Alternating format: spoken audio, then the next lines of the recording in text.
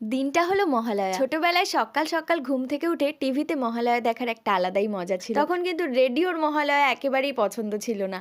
আর এখন বড় হচ্ছি আস্তে আস্তে, এখন আবার রেডিওরটা ভীষণ প্রিয়। এখন কিন্তু আর টিভিতে মহালয়া দেখতে ভালো লাগে না।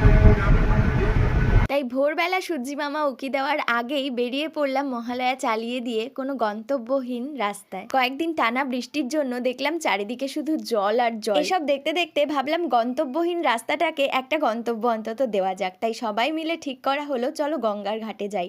গঙ্গার ঘাটে যেতে গিয়ে সে আর এক অবস্থা। গেছিলাম গঙ্গার ঘাটে ভোরের তর্পণ দেখার উদ্দেশ্যে, সেখানে রাস্তায় এত ভিড় দেখে আবার ফেরত চলে আসতে হলো বাড়ির দিকে।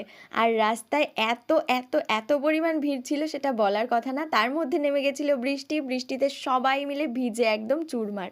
তারপরে কোনো রকমে ব্রেকফাস্ট করে চলে এলাম বাড়ি। আর বাড়ি এসেই দেখলাম মায়ের জন্য একটা ফোন কিনেছিলাম, ফোনটাও চলে এসছে। ভালো দিনে মাকে ফোনটাও দিয়ে দিলাম।